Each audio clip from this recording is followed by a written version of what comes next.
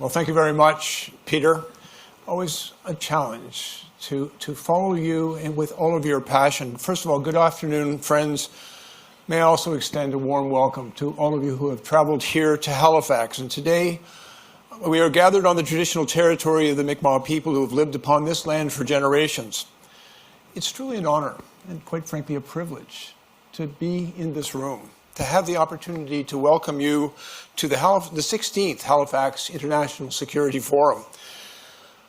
I want to begin by acknowledging Peter Van Pra and Janice Stein, the entire team here at HISF, for their outstanding work in organizing this forum.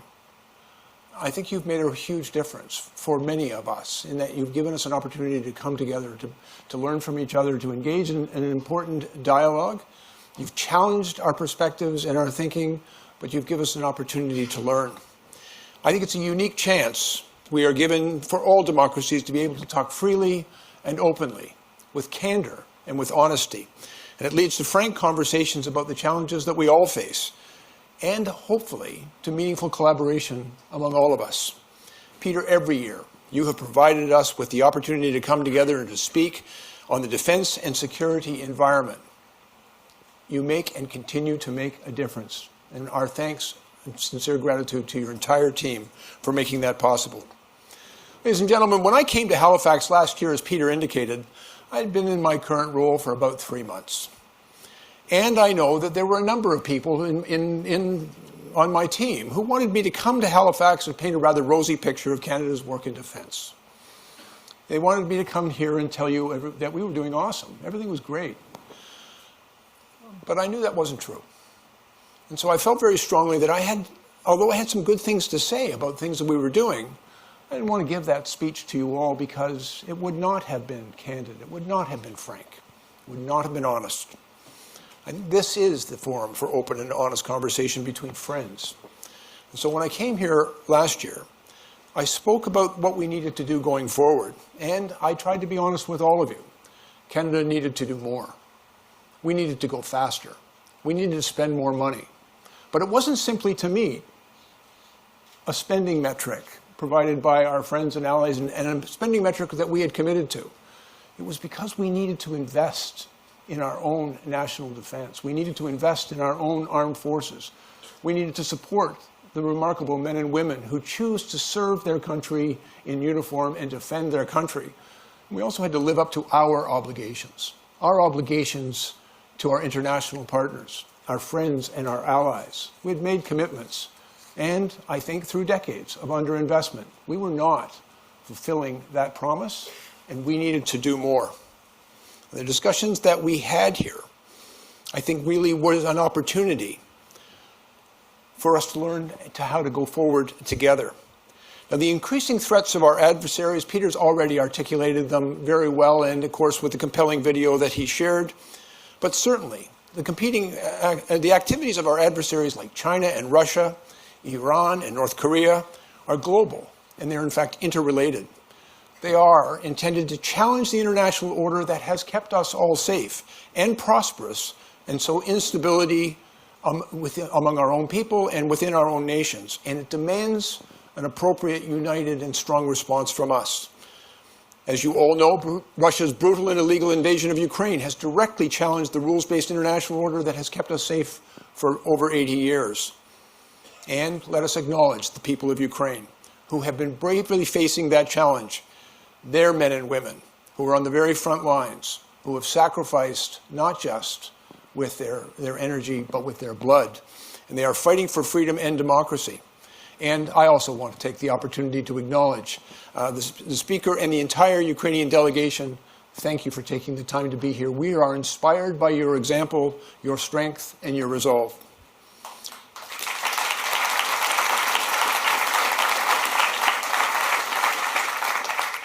You know, I've often heard about some of the challenges and concerns that were expressed about the state of NATO in the past. But I think the conflict in Ukraine and the inspiration provided by their leadership is perhaps the most undeniable value. They've demonstrated the undeniable value of collective defense. I believe the NATO of today, and I want to acknowledge the NATO leadership and the leadership of many of its participants, We are stronger today. We are more united. We are deeper united in our resolve. We're learning how to work together, and we are all collectively answering the call to do more and to do it together. I believe that Vladimir Putin's intent in 2022 was to weaken NATO, and I believe that he has failed completely in that effort. He has deepened our resolve to defend Ukraine and to work together. I wanted to acknowledge that, in particular, Secretary Lloyd Austin, America's Defense Secretary, for his remarkable work in bringing allies and partners together through the UCG, and also the leadership of NATO in helping us come together. Russia's threats to our collective security are extending well beyond their attack on Ukraine. They remain highly capable of projecting air, naval, and missile forces across Europe, as well as through the Arctic to threaten North America. And as we know, Russia is asserting its strategic dominance around the world through cyber intrusions, through global disinformation campaigns, funding armed, grouped, and terrorist organizations. And these actions not only threaten Europe and North America, but they are a challenge to NATO, and they are a challenge to all of our allies and our interests around the world. I think it's important to also acknowledge that China is also increasingly flexing its power and using its economic might to advance its goals of reshaping the international order. The development of new and disruptive technologies are rapidly redefining conflict and what it takes to be safe and secure. It's one of the reasons in my country we've undertaken the Indo-Pacific strategy, where we've made a promise to become a more reliable, dependable partner in that region. We have now undertaken a number of transits through the Taiwan Strait to uphold the important principle of freedom of navigation through international waterways. We do that with our allies. We do that with our friends. I think we demonstrate to the world that we're united together to stand up for those rules.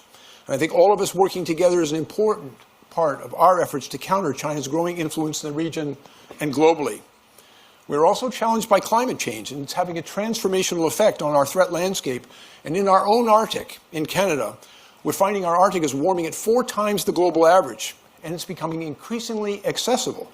It's opening up economic opportunities, but it's also attracting the activities of non-Arctic states alike to share in the region's vast resources potential, and many of our adversaries are now paying attention, and they're seeking to exploit its strategic position. Our Arctic is a key part of our national identity, and we need to ensure its security and sovereignty. In our most recent defense policy update, which we released in April, we placed a huge emphasis for us on the Arctic because a strong presence there is required. You know, I often go to the Arctic, and what I heard from them there is Arctic sovereignty and Arctic security isn't occasionally a plane flying overhead or a ship sailing by when the water is out. And I said, okay, what do we have to do?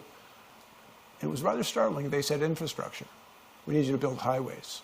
We need you to build fiber optic communications. We need power plants, water treatment plants. We need airports and runways. We need deep water ports. We need you to invest in our community, and that's what our country has decided to do. Because if we want to maintain security, in our collective security in the Arctic, it means we have to be persistently and reliably present there, which means we're going to have to make huge new investments. And if we're going to operate in the Arctic in a defense capacity, we've got to build the infrastructure necessary there to support it and build a stronger relationship with the indigenous people and northern communities that live in that region so that we can be stronger together.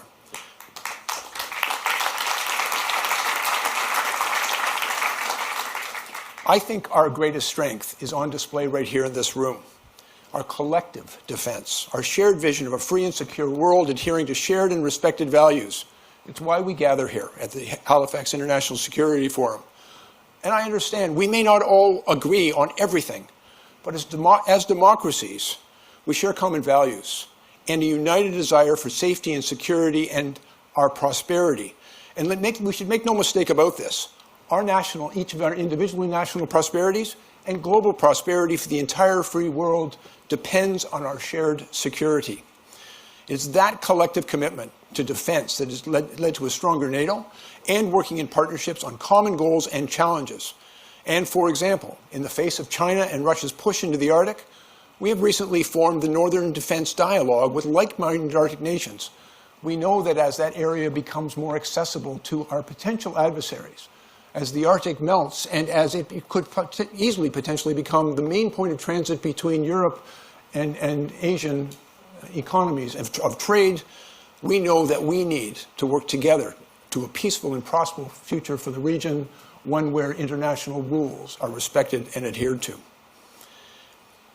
And if I may also speak just briefly about our relationship with our closest ally, our friend, our neighbor, the United States. This is something that Canadians deeply value, and we have always depended upon that relationship. It's an unparalleled alliance, especially illustrated through NORAD, which is our binational military command that keeps a vigilant eye on North American airspace and our vast marine approaches. NORAD defends our countries against threats in the air domain, and it's why we are working in partnership with the United States to invest quite significantly in NORAD modernization. We're making a generational investment in order to ensure that we maintain the safety of our continent, and we are stronger because we do it together. But we're also strengthening our relationship with other partners and allies. And for example, we've been very much engaged in conversations with Australia, with whom we share a close bond founded not only in our history, but in our language. Perhaps there are differences between us because we don't feel exactly the same way about cricket. But we face common threats and adversaries, and we know that those common threats and adversaries are quickly developing new offensive technologies. The wars we've seen that have taken place in Ukraine and in the Middle East demonstrate the need to work together and to adapt and defend against these significant security challenges. And today, because I am a politician, I'm going to make a bit of an announcement, and I'm very pleased to announce that Canada and Australia have today signed an agreement to work together on researching emerging missile threats with a focus on countering hypersonic weapon systems. And under this new agreement, yes ma'am, under this new agreement,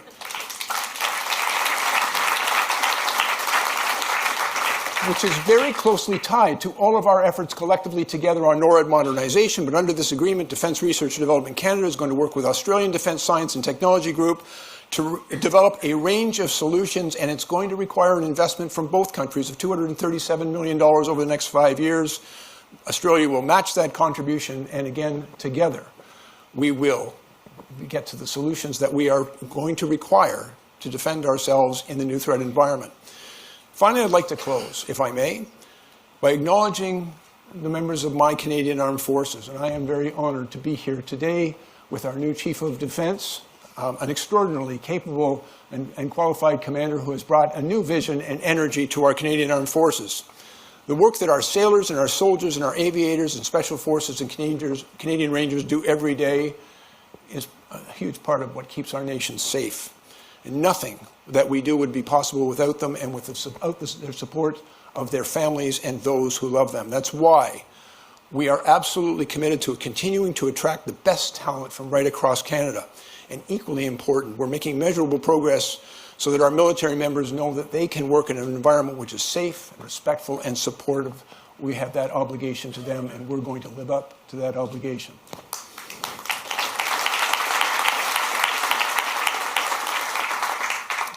I think that's something I would like to actually have conversations with our friends in the room, because I think each of us is facing a huge challenge in reconstituting and making sure that we get the people, the right people, so that we, with the right skill sets and the right values to serve in our armed forces.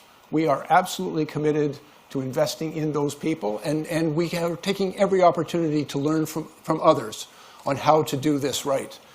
I would also want to acknowledge Canada is a diverse country, and we need great Canadians to step up and serve in our armed forces.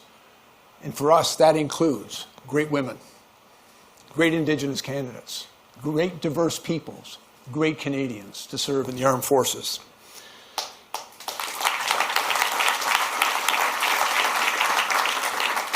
Last year, one of my purposes, as I've already acknowledged too, that I came here with a purpose to tell you not only that we recognize we needed to do more, but that we would do more. And I think that I've got some good news to share, because we are doing more, and we are seized with a sense of urgency. I want to explore with all of you every opportunity to accelerate our work and to move swiftly forward on the path that we've put forward. And through our collective allies, with our efforts, our allies and our industry partners, we know we can do better, and we know we must do better. The interconnected nature of the world means that a threat to any of us is a threat to all of us, and particularly for those who share a commitment to freedom and democracy. So let us continue to learn from each other. Let's continue in these conversations. Let us be frank and candid and honest with each other. Sometimes it's very uncomfortable when you open yourself up to that candor. Sometimes it feels pretty difficult because of the criticism that you face. But I believe that criticism is wind in the sails. It gets behind us. And through, I think, your sincere concerns about the need for all of us to do more and all of us to do better, collectively, we will do more and we will do better. So, delegates of the Halifax International Security Forum, it's my true honor and pleasure to welcome you all here today. The floor is now all yours. Let's get to work.